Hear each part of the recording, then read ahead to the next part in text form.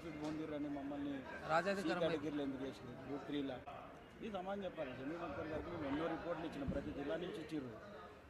మమ్మల్ని సంచారార్థానికి కేటగిరీ 2లో కానీ ఉండాల్సింది తీసుకుపోయి మేము ఏ విషయాలలో లబ్ధి పొందామని చెప్పి మమ్మల్ని చేసిరు. తక్షణమే గవర్నమెంట్ ఇది వెనక్కి తీసుకొని రిజర్వేషన్ కంటిన్యూ చేయండి, లేదంటే మమ్మల్ని తీసుకొని ఆ 1% ఉన్న 1 గ్రూప్లోనే వేయండి. మళ్ళీ మాది కండిషన్ మేము సుప్రీంకోర్టుకు కూడా వెళ్తున్నాం. మేము ఓలేదాసరిలోని హెచ్చరిక జారీ చేస్తున్నాం. మేము రాబోయే రోజుల్లో దీన్ని కార్యరూపంగా చేసి ప్రభుత్వ కార్యాలయాలను ముట్టడి చేసే ప్రయత్నం కూడా మా రాష్ట్ర సంఘం పిలుపునిస్తుంది. తక్షణం ఏమన్నా మాకు న్యాయం జరుగుతుంది, లేదంటే మేము దీన్ని తెలియజేస్తున్నాము. ఫస్ట్ మాట్లాడింది అన్నతో మాట్లాడింది అన్న సంజయ్ పరంగా ప్రభుత్వం మీద వ్యతిరేకత వాళ్ళ మీద వ్యతిరేకత చూపెట్టాలి.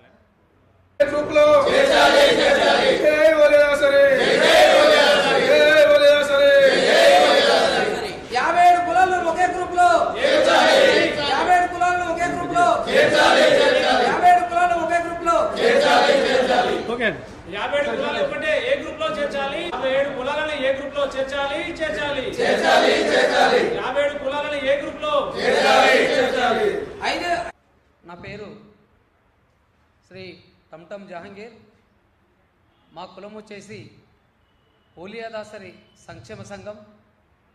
నేను రాష్ట్ర సంఘం నుండి రాష్ట్ర అధ్యక్షునిగా కొనసాగుతున్నాను. ఇలా విషయానికి వస్తే ఏంటంటే నిన్ననే జరిగిన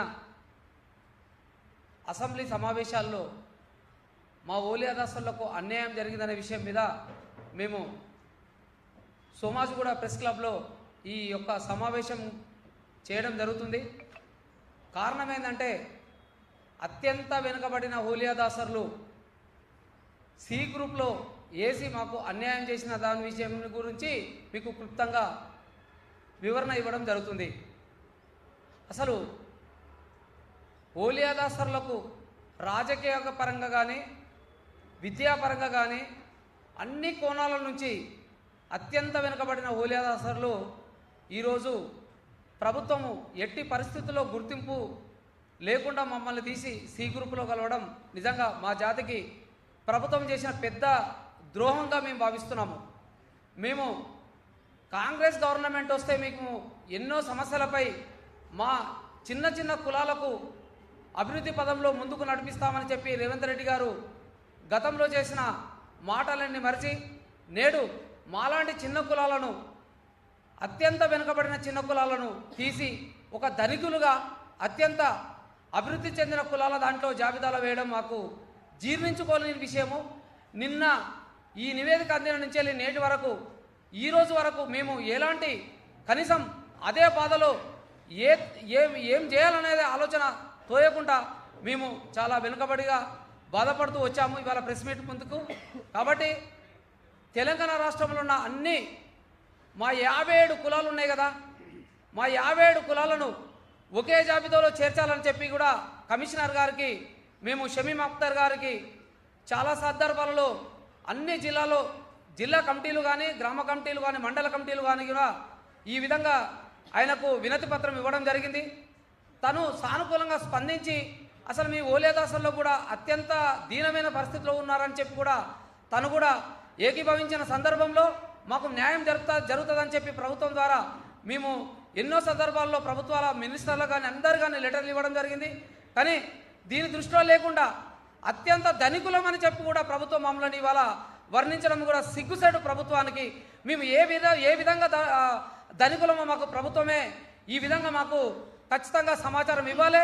లేనిచో ప్రభుత్వం మీద మేము దండయాత్ర చేస్తాం.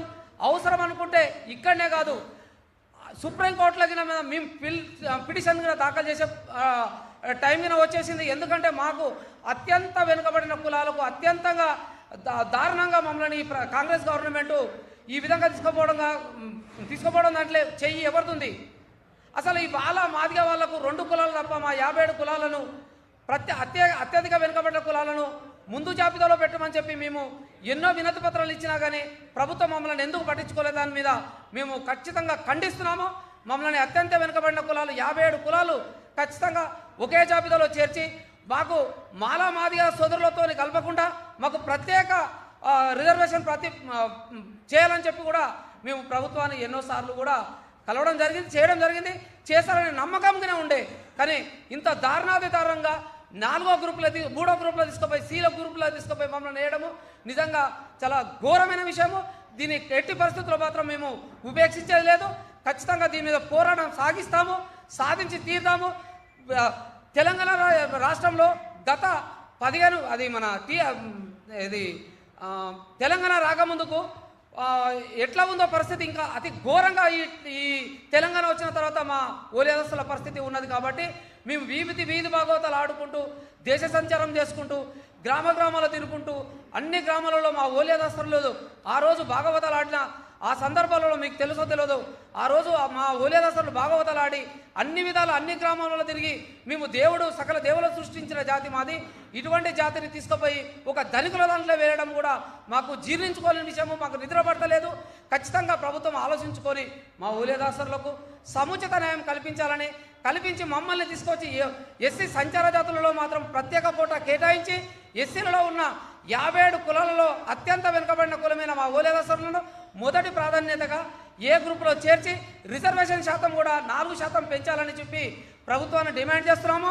ఒకవేళ లేని ఎడల మేమందరము తిరగబడి ఖచ్చితంగా దీని మీద పోరాటం చేస్తాము. ఢిల్లీలో ఉన్న నాయకులను కలుస్తాము, పార్లమెంట్లో కూడా మేము ఖచ్చితంగా కేసు వేస్తాము. ఈ రిజర్వేషన్ మాకు అవసరం లేదు. మాకు మొదట ఇంతకుముందు గతంలో ఎట్లా ఉన్న రిజర్వేషన్ ఉందో యథావిధిగా అది రిజర్వేషన్ మీద కావాలని చెప్పి కూడా మేము డిమాండ్ చేస్తున్నాము. మరొకసారి ఏంటంటే ఇవాళ రిజర్వేషన్ చేస్తున్న శుభ సందర్భంగా చాలా సంతోషపడ్డాం మేము. కానీ